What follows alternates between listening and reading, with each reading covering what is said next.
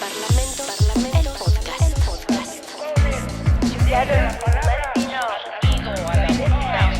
Con Kenvir Puente y Panambi Garcés. Segunda temporada. Todos los estudios de opinión muestran que una de las instituciones con el más bajo nivel de confianza es el Parlamento. No importa el país, no importa el contexto, la actividad de las y los legisladores es poco apreciada y valorada por la sociedad. ¿Qué están haciendo los parlamentos contemporáneos para intentar revertir esta opinión generalizada? En este episodio platicaremos sobre la comunicación parlamentaria con Eduardo Fernández, director general del canal de televisión del Congreso Mexicano. Bienvenidas, bienvenidos a la segunda temporada de Parlamentos, el podcast, con Kenvir Puente y Panambi Garcés. Hola, ¿cómo están? Bienvenidas, bienvenidos a un episodio más de Parlamentos, el podcast. Como siempre, muy contentos de estar con ustedes. Panambi me acompaña. Hola, Panambi. ¿Cómo estás? Muy bien, muy contento, emocionado como cada episodio. Y ahora también entusiasmado por un tema que es todo un enigma porque ha cambiado, o yo creo, ha transformado la vida parlamentaria, que es las nuevas estrategias de comunicación parlamentaria y la forma en la que se comunican nuestras legisladoras y nuestros legisladores con el público. Y para hablar de ese tema, pues quisimos invitar a la persona idónea para esta temática, que es el maestro Eduardo Fernández, quien es el director del canal de televisión del Congreso Mexicano. Nos escuchan en otras partes del mundo, no solo tenemos público de México, y quisiera explicarle a quienes nos escuchan en otros países que en México hay una institución muy importante dentro del Congreso que se llama el Canal de Televisión del Congreso, que ahorita platicaremos más a detalle de qué es, porque yo digo que es mucho más que un canal de televisión. De hecho lo es, no solo lo digo, lo es. Y por eso estamos muy contentos de recibir este día a Eduardo Fernández. Eduardo, muchas gracias por acompañarnos. Doctor, gracias. Pues justo lo que queremos platicar con Eduardo, quien tiene una larga trayectoria en el servicio público, en distintas dependencias de la administración pública federal y particularmente en temas de transparencia, en el entonces IFAI y posteriormente en el propio Congreso Mexicano, en el canal del Congreso, y designado por la Comisión Bicameral del canal del Congreso como director del mismo. Pues bueno, es alguien que tiene mucha experiencia no solo en la administración pública, sino en la comunicación parlamentaria. Y cuando nosotros platicábamos para definir la temática de este episodio, nos decimos, híjole, por lo regular, los parlamentos en el mundo suelen tener una mala imagen, suelen estar mal calificados. Si nosotros vamos a cualquier encuesta de opinión pública, así en abstracto, las legisladoras, legisladores o los congresos o parlamentos suelen estar mal calificados. Y pareciera que eso es como una constante, como que eso no puede cambiar. Y algo que hemos visto es que ahora en la vida moderna los parlamentos hacen esfuerzos importantes para tratar de conectar con la gente, para tratar de transmitirles un poco más la complejidad de la vida parlamentaria. ¿Es posible revertir esa percepción que se tiene de los parlamentos? Yo pensaría que sí. Buenas tardes. Yo pensaría que sí, pero quisiera elaborar un poco más. A mí me parece que los elementos que han influido para que haya una percepción poco favorable hacia las instituciones políticas, los institutos políticos y los legisladores tienen larga data. Por un lado, las altas expectativas sociales que colocamos en la democracia y la falta de respuestas que la democracia ha dado para la movilidad social, para resolver las brechas entre los que tienen posibilidades y los que no lo tienen, pero también la larga marcha hacia el pluralismo, contra el autoritarismo, y en ese sentido son muchos elementos, de manera que la comunicación parlamentaria no puede resolverlos todos por sí misma. En el canal del Congreso, de entrada, lo que asumimos es que tenemos que contribuir a mejorar la percepción social respecto del trabajo de los parlamentos, en este caso del Parlamento mexicano, y de sus actores, de los legisladores. Y lo estamos haciendo a través de una propuesta muy simple, muy sencilla, que es, primero, vamos a desmitificar, vamos a desacralizar la figura de los legisladores. Vamos a presentarlos como gente, como peatones, como decía Octavio Paz, como gente al alcance de todos nosotros. Segundo, poniendo la comunicación parlamentaria en clave ciudadana. Lo que quiero decir es que el lenguaje legislativo resulta en ocasiones farragoso, en ocasiones difícilmente asequible a los grupos sociales, y estamos intentando, además de eso, poner el tema en lenguaje ciudadano. Y a partir de esos dos elementos, creemos en el canal del Congreso de Televisión mexicano que hacemos pedagogía del parlamentarismo, que lo que ponemos a disposición de la gente es un entendimiento de lo que sucede en las cámaras. De manera que mi respuesta es sí se puede modificar, no solo con la acción de la televisión parlamentaria, sino que requiere del concurso de muchas otras cosas, pero en lo que corresponde a la televisión parlamentaria, estamos haciendo esto para conseguir. Claro, porque como dices, es un problema que tiene que ver más con la cultura política, con la tradición política de un país como el nuestro, y que no solo es la forma de comunicar, sino la pertinencia de los temas en los ciudadanos o qué tan involucrados están, ¿no? Sí. Hay quienes... Bueno, platícanos un poco más, es que iba yo a ir a la siguiente de cómo se hace, etcétera, pero platícanos un poco más, sobre todo tenemos público afortunadamente de todas partes del mundo, este podcast es escuchado en muchos lugares y particularmente en América Latina, y quisiera pedirte que nos platicaras un poco qué es el canal del Congreso. Yo siempre digo que es como una gran plataforma de comunicación parlamentaria más que un canal de televisión, aunque se denomine canal de televisión. Pero platícanos qué hace el canal del Congreso y ya después vamos un poco a los retos que tienen actualmente. A ver, lo dices bien, doctor. El canal del Congreso sigue teniendo como denominación Canal de Televisión del Congreso General de los Estados Unidos Mexicanos, pero hace mucho tiempo que dejó de ser un canal de televisión. Es una plataforma muy potente, muy poderosa de comunicación de los legisladores con la ciudadanía.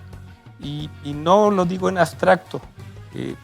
Hoy tenemos 3 canales de programación en televisión digital terrestre. Tenemos 8 canales de streaming que nos permiten transmitir más allá de los 3 canales de televisión.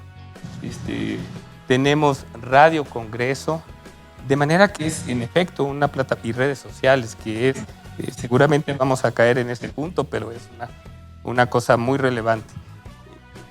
Por definición, el canal del Congreso es el único medio público del poder legislativo. Todos los demás están en el ecosistema del poder ejecutivo. El canal del Congreso es del poder legislativo y lo entendemos como un medio público, no del poder, sí de la ciudadanía, sí de la sociedad.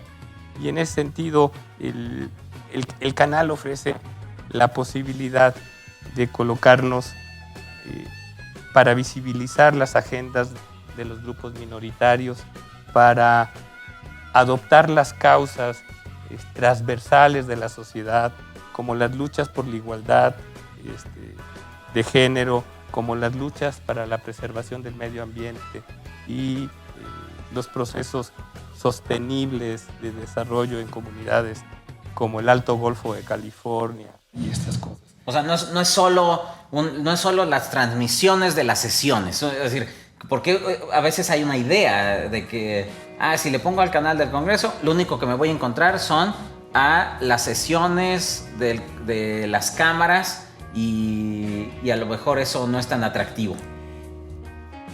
Fue y ya no lo es. Antes de que tuviéramos la posibilidad de la multiprogramación, el 68% del tiempo aire del canal del Congreso era actividad legislativa. Únicamente. Un 9% eran pautas oficiales, ya sea del INE o de la Secretaría de Gobernación, y los espacios noticiosos. Con los 3 canales de programación, solo el 48% es actividad legislativa. El resto de nuestra programación se ha diversificado sin abandonar los temas de la agenda nacional y la agenda legislativa. Y al diversificarlo hemos puesto programas de opinión, barra de análisis, programas de noticias especializados.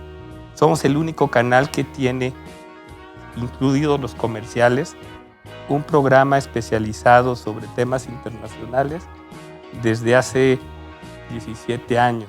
Vértice Internacional es el único que ha durado en la programación. Ya abordamos temas de ecología, de igualdad de género, de consonantes y más, por ejemplo, que promueve los derechos de los colectivos de la diversidad sexual, ¿no? De manera que somos mucho más que eso, abanderamos esas causas, nos colocamos en los temas de la agenda legislativa, pero hoy el canal ofrece esto. Promovemos valores como la tolerancia, la pluralidad y estamos en temas culturales también, conciertos con bellas artes, exposiciones artísticas, de manera que quien enciende el televisor, sintoniza el canal del Congreso, va a encontrar muchas cosas muy atractivas. Además de la actividad parlamentaria. Que no falta. Y que no es, digamos, a quienes nos gustan los temas parlamentarios, que es a quienes nos escuchan en este podcast, de todos modos las sesiones parlamentarias pueden ser muy interesantes. Claro. Pero no hay solo eso. Hay sesiones plenarias, hay sesiones de comisiones, hay eventos de las cámaras, audiencias, foros de parlamento abierto. Es decir, hay una gran cantidad de actividad parlamentaria, además de las producciones propias.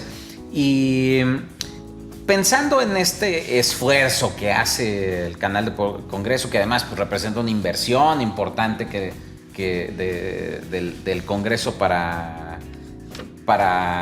visibilizar la actividad parlamentaria y difundir todos estos, o promover esta pedagogía parlamentaria, ¿cuál es el público del canal del Congreso? Es decir, ¿quién ve el canal del Congreso? Porque pareciera que solo lo vemos, o sea, existe la percepción de que somos unos cuantos los que lo vemos, pero cuando platicamos y decimos, yo lo vi en el canal del Congreso, dice, yo también, y hay mucha gente que está viendo el canal del Congreso, ¿no?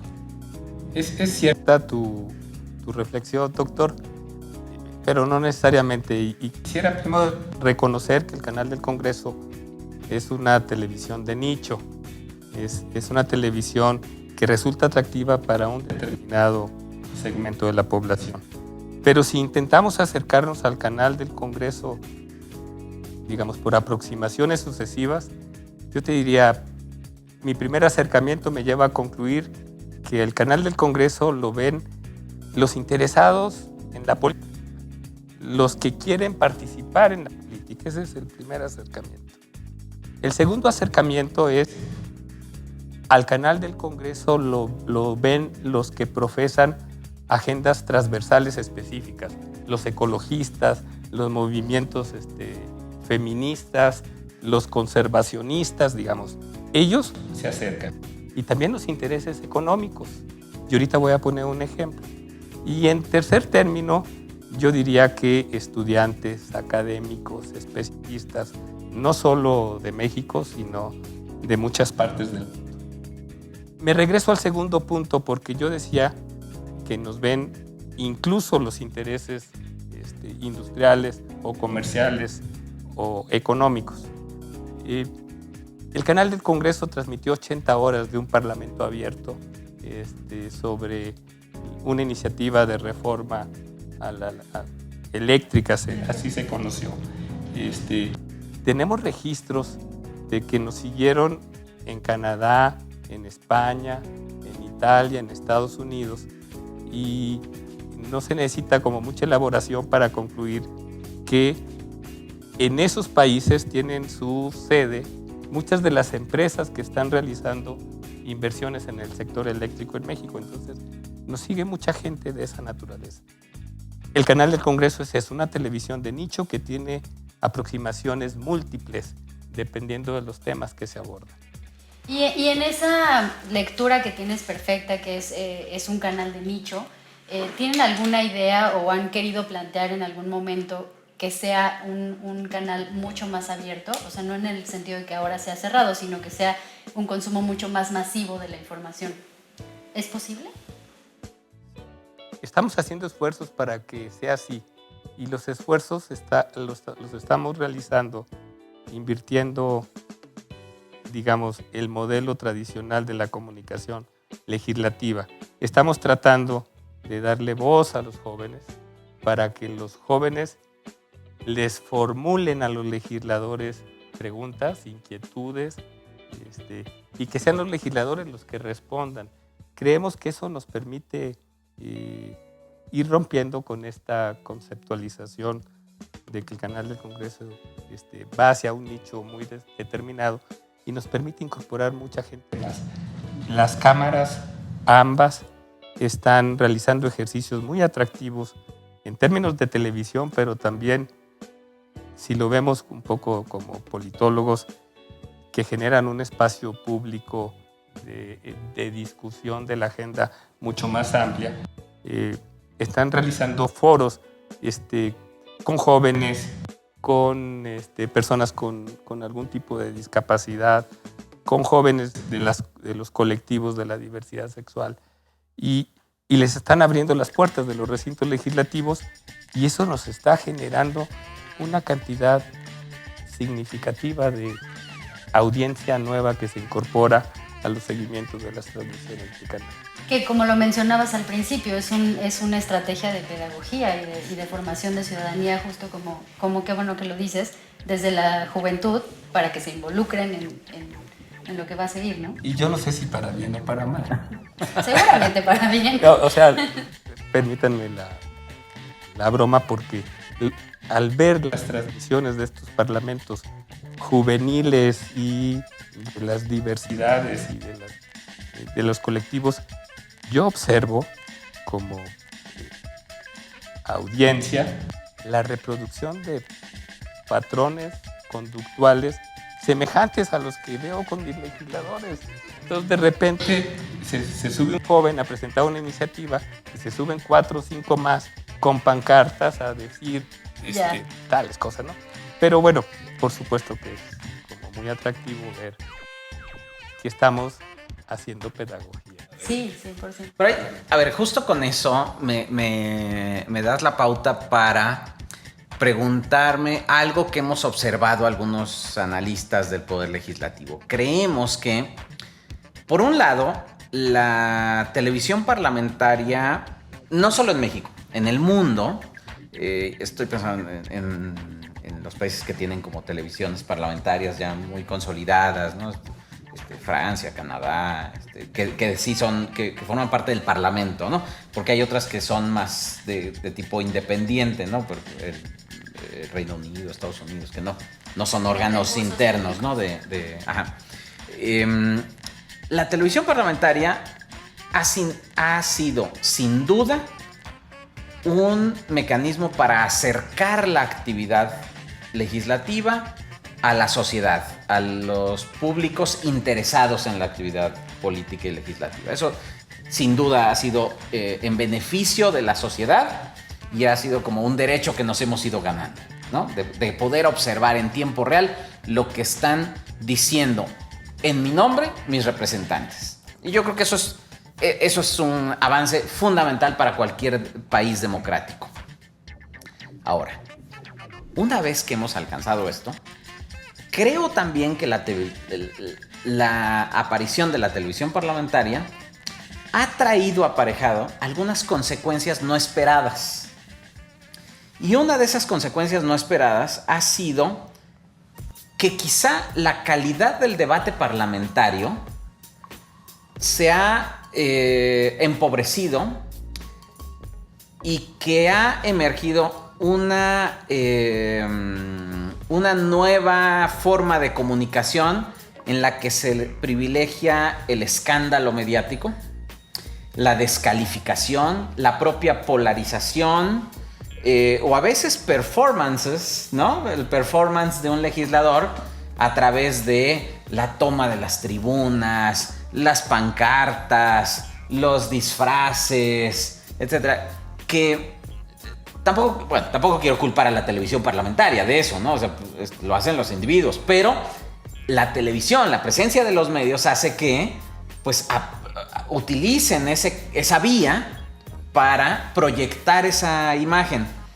Eso de la mano también de la presencia fundamental de las redes, ¿no? De estas nuevas plataformas de comunicación en donde todo es en segundos, todos son historias, todos son unos cuantos segundos para poder proyectar una imagen, y entonces eso es mucho más potente. Una imagen, un disfraz, una pancarta que un discurso elocuente. Y que entonces se va empobreciendo la calidad del debate parlamentario y va tomando mayor relevancia la frivolización de la actividad parlamentaria. Y esto lo decimos sobre la actividad parlamentaria, pero también se ha dicho sobre la actividad judicial, en donde en la aparición de los canales judiciales también la deliberación ahora se reserva a las sesiones privadas previas de los plenos, y entonces en las sesiones públicas ya nada más leen su posición, pero el debate propiamente no se da ahí. Tú, ¿cuál es tu percepción de este fenómeno de cómo se ha transformado la comunicación parlamentaria? Hemos reflexionado mucho en esas coordenadas que planteas, doctor. Y mi conclusión y la de los colegas con los que luego comparto las preocupaciones de la producción y la programación en el canal es que ambas son abstracciones de los elementos del debate y que tienen como origen la muy diversa composición de la sociedad mexicana y los muy diversos niveles de desarrollo social y cultural en México. Y entonces yo puedo tener predilección por un debate técnico, conceptual, que me satisface enormemente, pero ese a lo mejor le resulta lejano a mucha gente que ve el canal del Congreso en comunidades fuera de las grandes ciudades. Y entonces esas abstracciones del debate le resultan ilustrativas a alguna gente que por lo menos entiende de qué va el debate. Yo creo que coexisten, que no riñen, que se complementan, y yo trataría de ejemplificar, por ejemplo, en mi recuerdo, están los célebres discursos de Porfirio Muñoz Ledo o Beatriz Paredes en las ceremonias de entronización de los titulares del Poder Ejecutivo, y conviven en mi recuerdo con la máscara de cochino de Alejandro Rascón o las orejas de burro de Vicente Fox cuando fue diputado federal. Muchos más ejemplos. Ricardo Monreal en los acalorados debates de las reformas estructurales. O sea, una minoría pequeña combatiendo contra una mayoría aplastante, abrumadora, y los discursos en tribuna eran fantásticos. De manera que, si me preguntas qué prefiero yo prefiero un debate técnico, como formal, pero entiendo que como nuestro auditorio y nuestra sociedad es muy diversa, esas abstracciones del debate comunican una idea. Y en ese sentido creo que no se ha demeritado el... Y esas diferencias, perdóname que te interrumpa, sí. Adelante. No, quisiera complementar esto con la referencia que hizo el doctor. Yo transmito toda la sesión sin cortes ni ediciones, completita. Sin embargo, a la televisión comercial resulta mucho más atractiva la histrionización del debate. Mientras yo presento todo, entonces,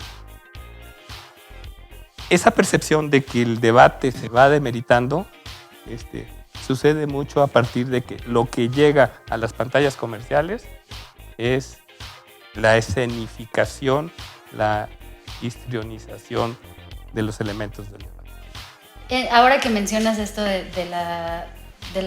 los canales comerciales y del canal del Congreso entendido como uno de los brazos del Parlamento abierto, a propósito del ejemplo que mencionabas de la reforma energética, ¿dirías que hay algo más por hacer o tiene algún reto el canal del Congreso para seguir contribuyendo a este entramado complejo de lo que es el Parlamento abierto y hacer que la actividad parlamentaria sea transparente y accesible para la ciudadanía? Sí, por supuesto. Y el canal del Congreso requeriría el concurso de muchas otras instancias de la vida parlamentaria. El Parlamento abierto en materia de la reforma eléctrica lo que puso sobre la mesa es las enormes virtudes que tiene hacer que participe la sociedad en la elaboración de las piezas legislativas y el debate.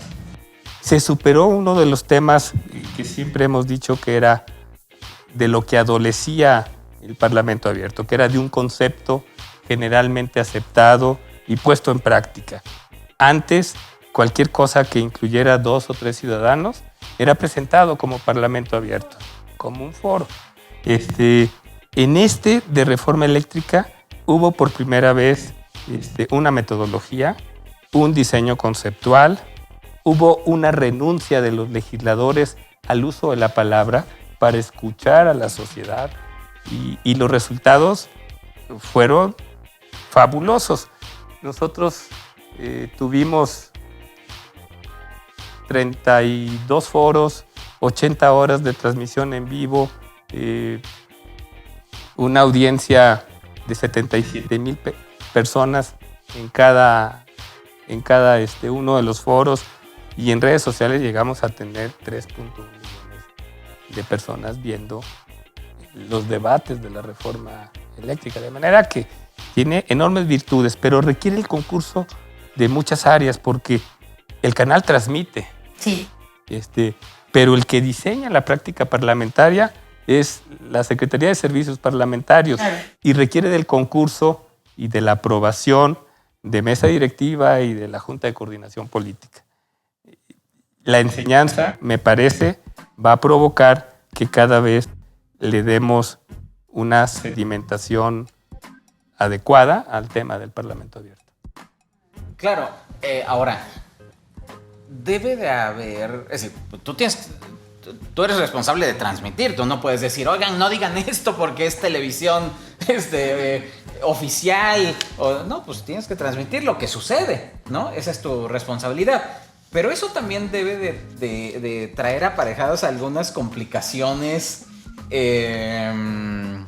¿cómo decirlo? Pero como de sensibilidades, porque pues el Congreso, el Parlamento es un espacio de disputa política y de pasiones políticas donde se enfrentan en el esgrima parlamentario distintas posiciones y en las que pues obviamente van a querer que prevalezca una posición en el imaginario de quien los escucha o de quien los ve.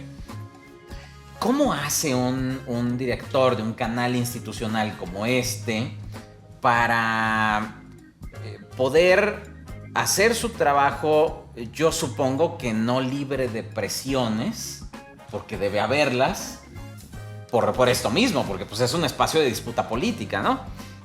Más bien, ¿cómo le hace para resolverlas? Porque es parte de la naturaleza. Y aunado a ello, si hay cosas, temas, enfoques en los que es mejor no meterse o autocensurarse desde el canal. Pues, sí es complejo, tiene sus niveles de complejidad, pero empezaría por decir que en el canal del Congreso la censura es inadmisible, es inaceptable. Te remontas a la lógica primaria del parlamentarismo, en donde ningún legislador puede ser reconvenido en sus expresiones, mucho menos el canal podría hacerlo. Y nosotros, advirtiendo que es un tema en el canal, lo que hicimos fue tener una política de comunicación claramente definida, un código de ética del trabajo informativo en la televisión, y a partir de ello nos sirve para regular nuestra actividad y también nos sirve para blindar nuestras decisiones, porque no tomamos las decisiones aislados, o sea, estamos en un entorno en donde hay en efecto todo tipo de presencia y de interés político que busca verse reflejado en las transmisiones, ¿no? Afortunadamente los legisladores son muy entendidos de este tema y recientemente no hemos tenido ninguna de estas situaciones, y mucho a partir de este marco de autorregulación que hemos construido y del que los legisladores se sienten orgullosos y satisfechos, diría yo. Pero ¿qué es lo más difícil de ser director del canal? ¿O cuáles son los episodios más difíciles que has tenido que enfrentar? Lo más difícil de ser director del canal es ser director del canal. Dejen, no crean que estoy eludiendo la pregunta. Los momentos más difíciles son todos los días. Porque el canal del Congreso tiene previsto iniciar una transmisión a alguna hora y no siempre inicia esa hora, porque estás haciendo una transmisión y de repente hay una toma de tribuna o hay un altercado verbal entre legisladores y es un momento difícil. Lo que mejor ejemplifica los momentos complejos en el canal son las tomas de tribuna, porque el que toma la tribuna quiere que se refleje y al que se le están tomando quiere que no se vea tanto, ¿no? Perdón, déjame, para el público que no es de México, tomar la tribuna en México significa cuando los legisladores que no están conformes con lo que se está diciendo, con el procedimiento o con alguna decisión, desean manifestarse de alguna forma, paralizando la actividad legislativa y aglutinándose alrededor de la tribuna parlamentaria, y entonces impiden continuar con los trabajos legislativos a través de colocarse un grupo de legisladores en la propia tribuna. A eso en México se le llama tomar la tribuna, la toma de tribuna. Y es disruptivo porque justo rompe el orden de la sesión, no permite continuar el diálogo o lo que se haya enumerado para discutir en ese momento, ¿no? Pero ahí tomas, ahí el canal toma la tribuna que está tomada, pero también hace tomas del resto del salón, ¿no? Sí, en ese tipo de circunstancias para rescatar todas las posibles manifestaciones usamos una toma abierta y luego la tecnología nos permite usar 2 y 3 cajas en donde ponemos la escena principal de la tribuna tomada y con las otras 2 cajas vamos haciendo un paneo de cómo se están comportando el resto de los legisladores. Ya ves que se acomodan los grupos parlamentarios en posiciones específicas del pleno cameral y entonces vamos viendo ahí cómo sale. Funciona muy bien y así hemos tenido como buenos resultados, pero también, hay que decirlo, hemos tenido reclamos y uno muy reciente. No me gusta regresar a él porque implica mi cabeza, pero uno muy reciente fue cuando un grupo de legisladores, al término de una sesión, le cantó las mañanitas al titular del Poder Ejecutivo y, Con pastel y todo. y subieron a la tribuna. Y nosotros estábamos despidiendo la transmisión. Y entonces durante 1 minuto 18 segundos, nuestro cronista parlamentario estaba despidiendo la transmisión en una pantalla verde fuera del recinto, y lo que teníamos como back era el incidental del recinto. Y eso incomodó a los representantes de algunos de los grupos parlamentarios y pidieron que el canal diera explicaciones sobre lo que había pasado. En realidad la explicación era muy sencilla. El canal hizo lo que siempre hace desde hace 20 años, que es abrir una transmisión con un cronista parlamentario, cerrarla con ese mismo cronista, en una crónica que duró 1 minuto 18 segundos. Y en donde seguramente él no tenía conocimiento de lo que estaba pasando adentro. Pues él estaba en otro piso, en una pantalla verde. Entonces. Y si eso ha sido lo más, o bueno, de los momentos más tensos de tu trabajo, platícanos algo que haya sido de plano gracioso, chusco, inesperado. Híjole. También debe ser diario, ¿no? Deben de suceder todo tipo de anécdotas. Ese mismo momento fue. Bueno, la que puedas revelar, porque seguramente hay otras que no puedes revelar.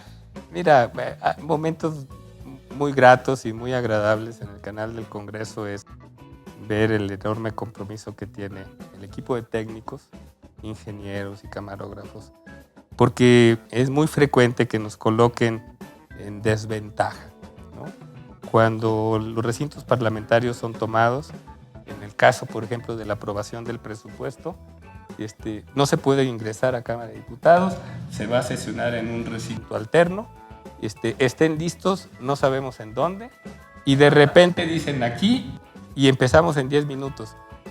Y la televisión requiere 30 minutos, 50 minutos para montar, conectar, probar cámaras y eso.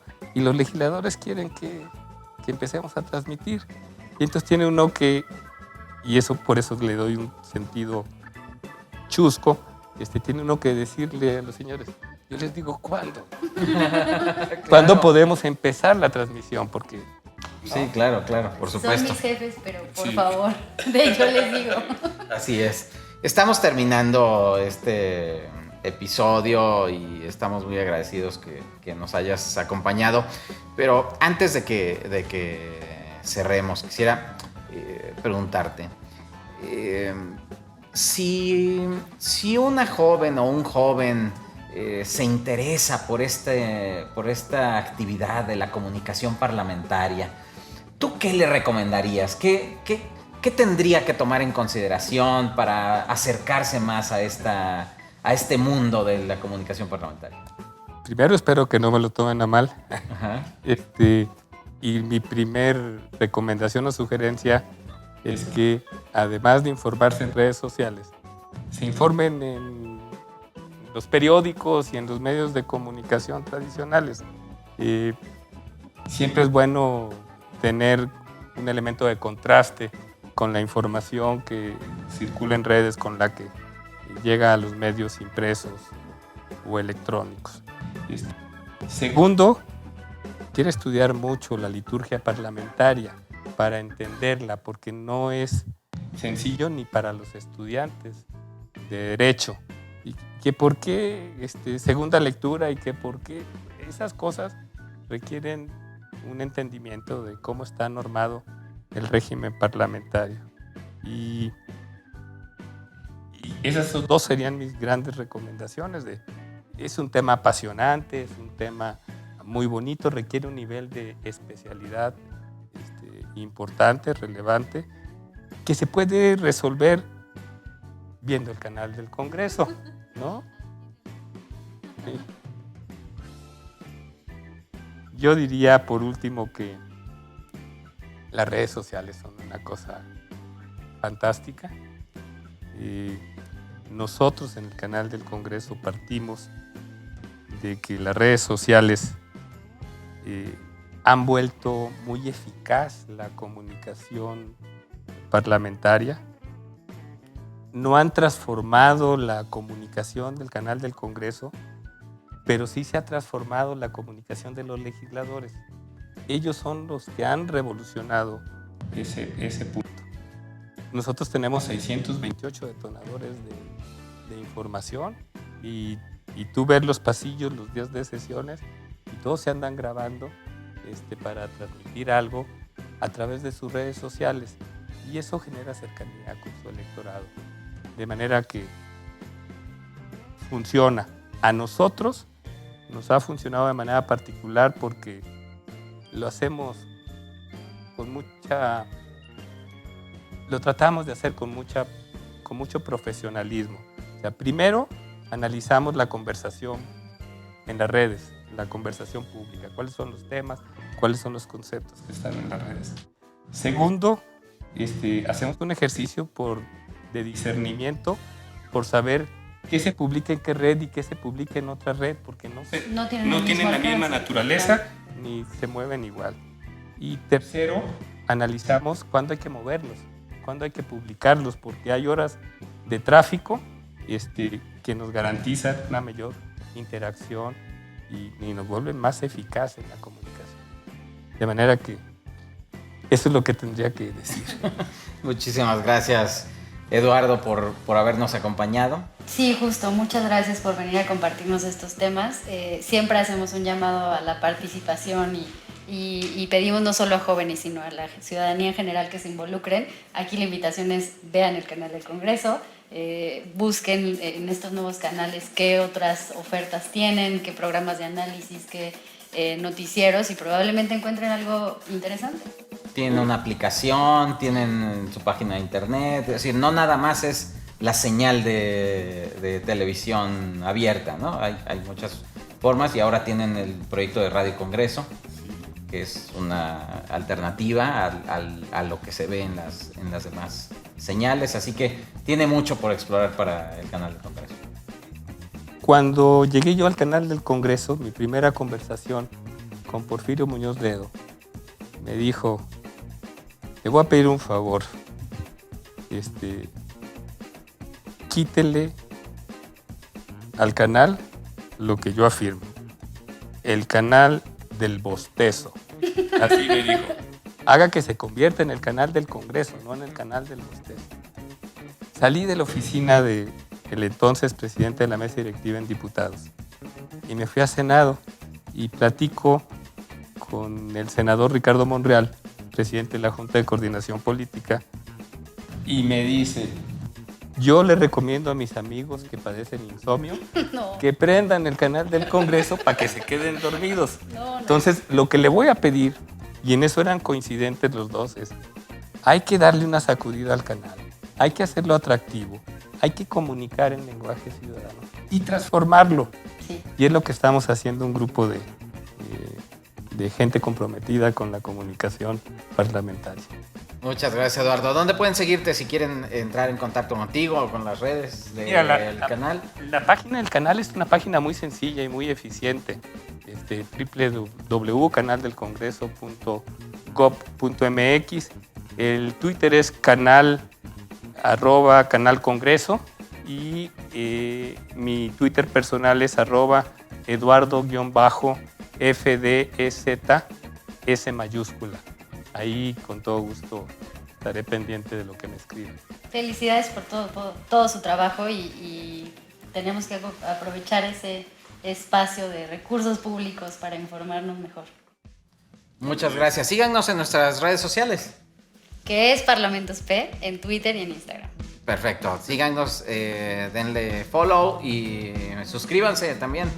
Bueno, pues nos vemos en el próximo episodio. Muchas gracias por acompañarnos. Bye, bye.